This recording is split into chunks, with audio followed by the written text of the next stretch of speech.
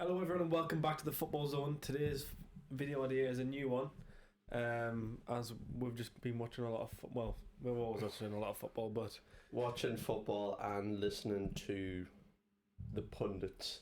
I was going to say commentators there, but it's not. It's punditry. It's and the current state of punditry in. I mean, there's a few good ones. Yes, don't get me wrong. We've made a list of just names, and we're just going to comment on the actual people themselves. Yeah. Out of the blocks. Out of the blocks. Do you know what it is? Should we start off with people that we genuinely like? Let's start off on a positive note. All right. Okay. I like Neville, and I like Carragher. I like Neville and Carragher because, especially for everything they did for the Super League. Oh yeah. When the Super League became an idea, them two literally took it upon themselves to destroy the whole idea and concept. The whole idea and concept that UEFA had of making that Super League. Yeah. So I think everyone has got to love them too. But I mean, even when they're not commentating, but when they're talking about football, they've got good knowledge and they do the research. Yeah. And they're not always biased in terms of like when they're commentating on the Liverpool. I don't think the bias are because the amount of stuff Gary Neville talks about Manchester United. Yeah, he talks bad stuff about United though. Yeah, it's not always positive. But when Carragher and Neville were commentating the other week on the Liverpool Man U game, Carragher was just like, Liverpool aren't at the best here. They're clearly not playing well. He said, don't get me wrong, this is not our like usual starting 11 like in terms of like all the players on the pitch. But he's like, there's quite a lot of players on this pitch still that are from our starting 11. Yeah. He's just like, but it doesn't matter. He's just like, we're still performing badly against Manchester United here, and we're deserving to lose, which is something I like about people like that. I think we are the two best pundits. If you put a duo together, I think those two are the best. In terms of a funny duo, Micah Richards and Roy Keane. Yeah, I personally don't like Roy Keane as a pundit, but in terms of a duo with Micah Richards, it works well. One's here and one's here in terms of how much he laughs and jokes around and how dull and serious someone can be. The completely ends of the spectrum. Exactly. But Micah Richards brings a more. I think he brings something different, doesn't he, to what any pundit has. Yeah, he's played the most recently in terms of the more modern game. He played for Man City that was starting to. Well, I burst onto the scene. I was 17. I burst onto the scene. I played for England. I was England's youngest player. Yeah, I love him, mate. He's absolutely great. And then that guy does the impressions of him as well. I spent £50,000 on one night in Vegas. But the thing is, though, he just brings. He's refreshed the scene a bit. It was that clip of them on BT. I think they were doing the Champions League nights, and it was. His notes. Have you seen his notes where he's got nothing on his notes? Yeah, it was when they got asked the question, what was your first car? Henri was on it. Richards was on it, and I think it was Carragher on it. Henri and Carragher said theirs, and there were two absolute bangers of cars. Like, and then by the way, my bangers for me and that is in like old kind of like down cars. To us, they're however old they are. Yeah. Meet Richards was just like Audi A3, and then like, ooh, Audi was just like, well, I was 17, I had this amount of money in my bank account. Exactly, but he's funny. And that time when he was eating pasta while he was watching the City game in the Champions League, he's like, I don't know who said it. One of the commentators was like, "Well, that might have been a good save, but the best save of the night so far was Micah Richards when he slapped the pasta back up into his mouth," and that was funny. I'd say, but it brings something different out in Roy Keane as well, because it's not often that anybody that you can find can make Roy Keane smile. Exactly. But on the Roy Keane, he is a very abrupt and upfront person, and he says whatever's on his mind. He doesn't care about what he says, he just says it. It's not that, but some of the stuff that he says is like, what's the point in saying it? Yeah. Like, it's just like, yeah, we know, and you're just saying it, and like, it's like, oh, this Manchester United team's nowhere near as good as it was when we were playing stuff like that. I was like, yes, because it's different times. Yeah. You had a better team, you had a better manager that was looking after the club. Again, we've talked about it in the revamp. It's like, you can't keep on comparing against when you were there. You need to take a fresh approach and have a different mindset towards it. Go like, well, this team's facing this challenge. we didn't quite face this challenge, so I kind of understand it from that. They're just like, no, because he feels like he can just deal with every situation perfectly. Do you know what it is that I like about Roy Keane? It's something that you never hear about, is someone talking about Alex Ferguson in a negative manner. Which was good. Which is so interesting to hear him talk about it. Like, he hates Alex Ferguson with passion. Now he does. Initially, crazy. when he was playing for him, he obviously enjoyed it. But it was the fallout at the end. Yeah. It was the push out and the fallout at the end, and he hated them, so he speaks about it so openly. It's so interesting to listen to. Which is a different approach to the Ferguson era that not a lot of people actually thought. Yeah. Of how like controlling that environment really was, and how toxic it could get. I mean, everyone, or if you're a football fan, you've probably seen the clip of him saying like, everyone says Ferguson's about the football. His son played for Man U for so many years, and he was crap, and he was just like, I wouldn't be surprised if his wife was involved behind the scenes. But the thing is though, like there was people that lost their jobs in Scotland, and he ended up giving them youth jobs, and then he had family friends and stuff like that as scouts for them and things like that. So, but it's refreshing to hear someone talking negatively about Ferguson. Given a different perspective on things and a spin on the United. Yeah. Anyway, also, I mean, I think it was like a year or two ago, Alex Scott joined the punditry team. A couple of years ago, yeah. Which is good for the diversity, having a black female on the punditry list. Yeah. I think she's a good pundit anyway. Yeah, I'm not saying that she's not a good pundit. I'm saying it's good that we've got a black female on there. Obviously, there is other females on there. I just couldn't quite remember the name. I think they tend to come on as guests at the minute, but yeah, but not just that. It's the two. There's the blonde lady. She's quite good. She does Match of the Day and BT. I'm forgetting her name now. But no, Alex, she's got a solidified spot in punditry, which is really good. And she has good points and things like that, which is nice to hear. And then obviously, if you're a fan of football and watch football, you've got to love Gary Lineker. Oh yeah. Match of the Day pundit for many years. The trio of Gary Lineker, Ian Wright, and Alan Shearer are personally probably one of the best trios out there in terms of. I liked having he was on it a couple of years ago. Then he retired after being on for a long time. I can't remember his name. I should know it after watching Match of the Day for many years. Well, you keep on. You have a look at that, but I'm just going to speak about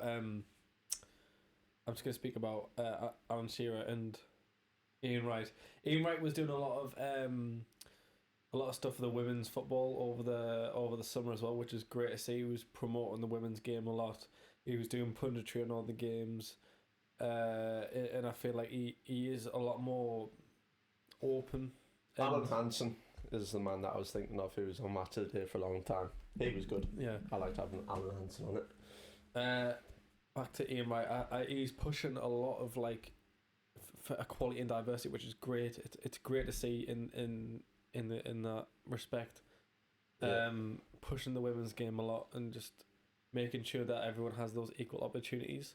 If you haven't watched it, Ian Wright documentary when he talks about his playing days, go and watch it because it's an incredible watch. Also, there was the podcast that he done with True Geordie.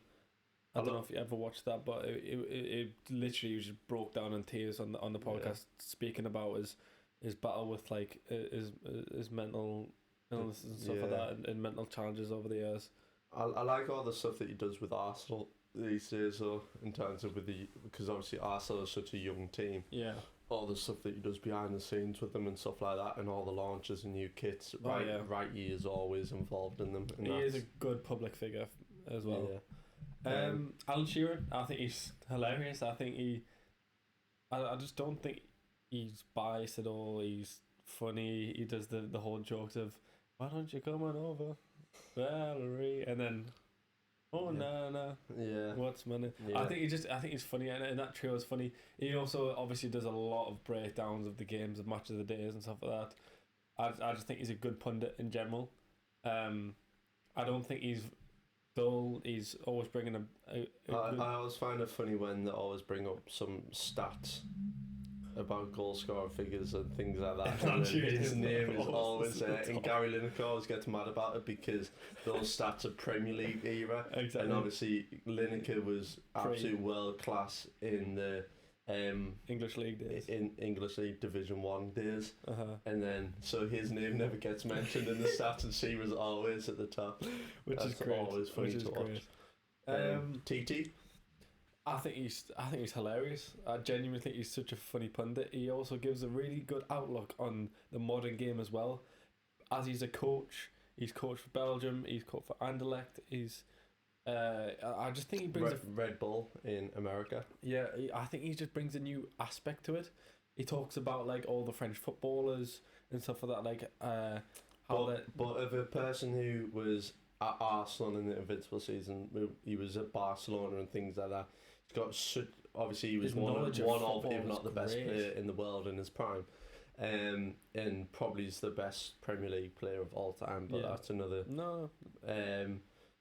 So he's got such a perspective and a broad range of players who he's played with, and managers that he's played under, and he can just talk about it. Like it's not like obviously Mika Richards was at City and then he went to Villa and stuff like that. He was at the top of the game and the top of world football for so long, winning the World Cup and stuff France like that. And things like that. Obviously the handball against Ireland and all that sort of stuff. So he's got a good knowledge base and he can talk the talk and walk the walk. He's a great pundit. I think this is where the video starts taking a turn for the. Can I just start off with how boring Paul Scholes is? Him and Rio Ferdinand should never, ever be allowed to be on the same. I cannot call. Well, Paul Scholes should never be allowed on TV ever again in terms. What does my head in is when they have like three. Obviously, you have your presenter, then you have your three pundits, and all of a sudden they're all Man U pundits. Yeah, I'm like, what about any other club that like three Man U pundits doing a Man U game? Yeah, not even that. It's just.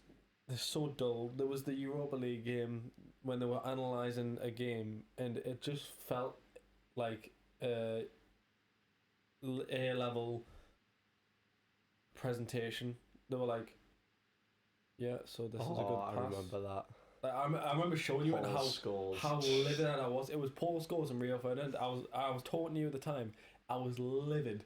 I was like, "How is this on national television? How is this Europa League football?" Yeah, how was this BT Sport? It was literally. That's a good strike. So yeah, it was a good pass. That's something like I used to do. Probably I've done it better though. And then the defending isn't as good as Rio Ferdinand's defending like it was, like when we played under Ferguson, because when I played under Ferguson, we were great under Ferguson. And then and then it was over to you, Rio, and then we were like, yeah, I'm the best defender. Yeah, but then if you change it up and then you go to Carragher and Neville, then they're over on the tactics board going, yeah, we play it there, video clip there, this, that, and the other, and they're just sat there like this. And they're bringing up positions, bringing up the heat maps, bringing up the stats, questioning, challenging people constantly challenging each other, and then you're like, yep, I agree. Over to you, Scholesy again. I mean, he's sat about 4 yards away from him. He's like, over to you, Scholesy. At least they're not doing Champions League games. At least it's Europa League that people don't watch. Like nobody's bothered about that. Rio did do Champions League. Rio does do Champions League quite often. And it just infuriates me. This is what he does. Yeah. Who else have we got? Move on from Paul Scholes because he's we're just far We're gonna too do boring. Paul Scholes and Rio Ferdinand. We've got on the list. Awful pundits. Shouldn't be allowed on TV ever again. Michael Owen. We're saving this person on the list to last, like the other person, because I've got a strong.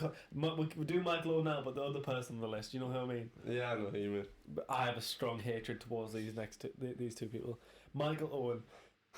He's just so comical. Bear in mind, these are the last two we're going to talk about. These are the first two that he put on our list because he hates them that much.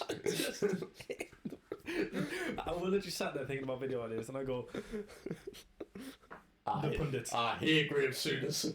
I hate Michael Owen. Michael Owen went straight on there first, and literally because we were like, right, we're gonna do a video about the pundits, and the first two pundits on the was just the two I hate the most. And Michael Owen just speaks utter nonsense the entire time he's watching the game, the entire time he's talking about the game. Oh, the team that scores the most goals normally wins. Shut up. Like, just be quiet. Yeah. Like, you can't be on national television and supposed to be this professional opinion. You're supposed to be giving outlooks on the game that no one, like an average person, wouldn't be able to see. Like Carragher and Neville do. They go, the right back was out of position here. That's why they were able to expose this position. Throughout the game, they were using the diagonal pass and stuff like that. And he just goes, whoever scores the most amount in a game normally wins. Thank you so much.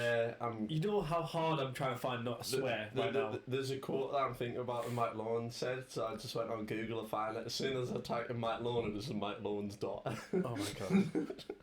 But I'm being serious. It's just like the quality of like analysis is just shocking. It's just absolutely diabolical. He's got no personality. He's so monotone. He's dull. He's not exciting. He's just boring and idiotic. Can I just read out some of my Lowen's quotes? Please. By the way, I was speaking like that just then, purely just to like voice my opinion on him, but it was so you could find some quotes. If there's a bit of rain about, it makes surface wet. Thanks, Michael. No wonder you played for Liverpool, eh? What a feeling it is to be a manager and bring someone on. What? When was he a manager? I should be a manager. I don't know. Players these days often have to use their feet. Football. Oh man, who would have thought? I love these players with 2 feet. Blackburn have got 2 strikers on, and they're both playing up front.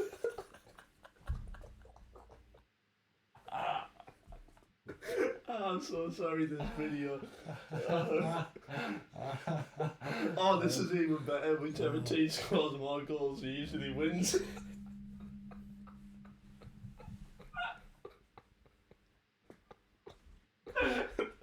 I'm so sorry. Don't tell my green soon. That's not. Gather our thoughts. I'm going to say these words right now. Graham Souness is the most racist person in world football. Hey, go on. Oh god, mate. Lord. He's the most racist person in world football.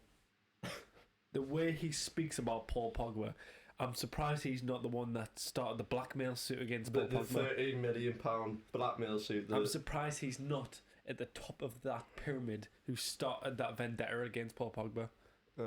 I hate him. His opinions on football is shocking.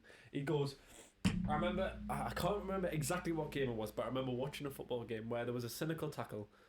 Well, it wasn't really cynical tackle, it was a bad tackle. And it's just like, tackles like that aren't allowed to be in the game. Yeah. If you YouTube, Graham Souness's tackles, he ended 2 people's footballing careers because he snapped someone's leg so badly he wasn't physically able to recover properly from it in terms of actually playing football again. That's how bad he was at tackling. He literally...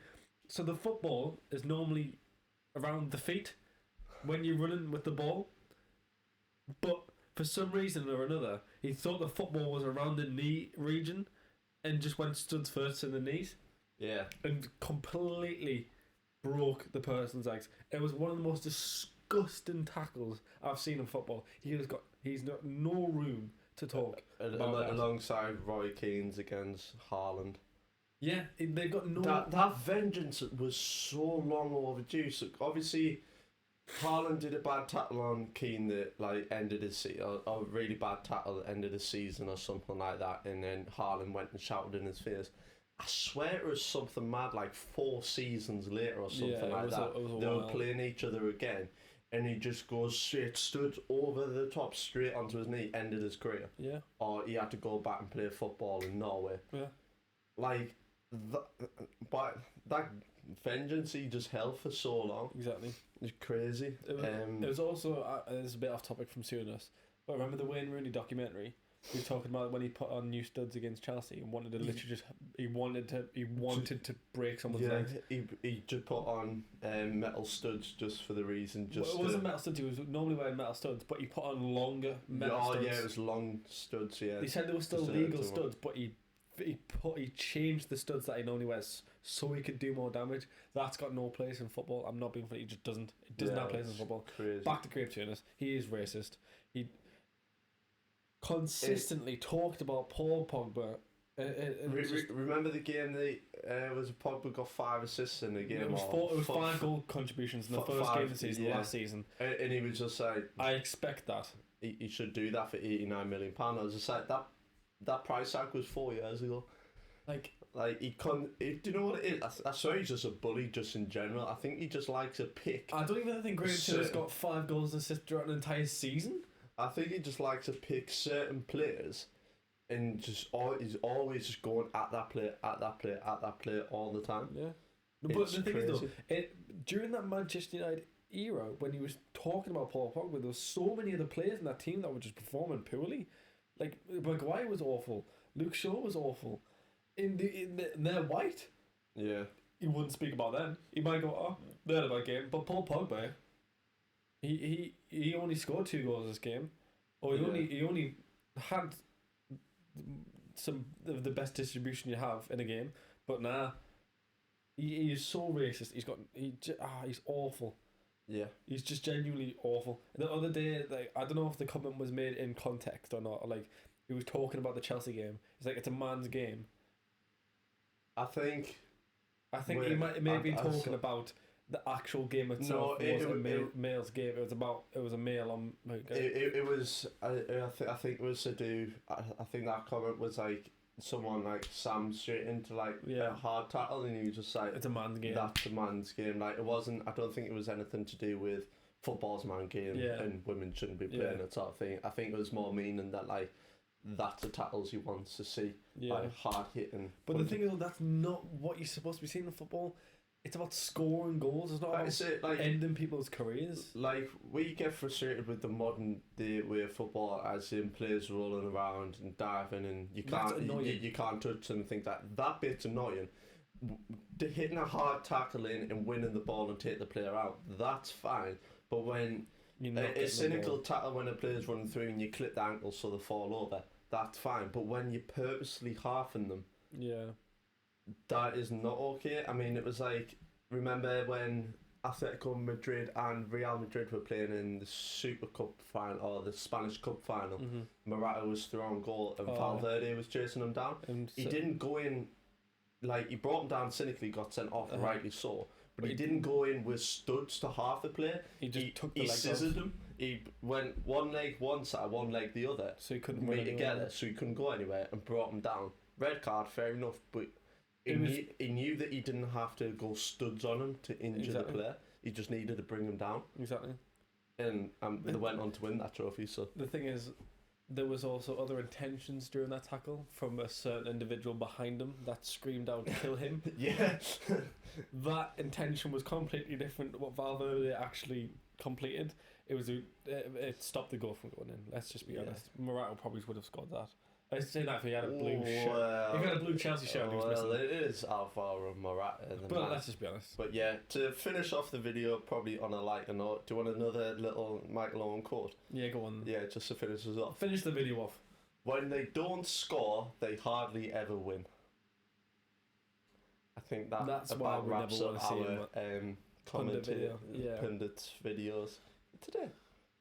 Anyway. Links to our Instagram and YouTube. Comment and subscribe. Instagram and TikTok are in the bio. Please subscribe, please leave a like. Comment if you've got any other improvements you'd want on the video. And go, if you would like and saw what you liked today, go watch our other videos that are posted up on our YouTube channel. Thank you very much for watching.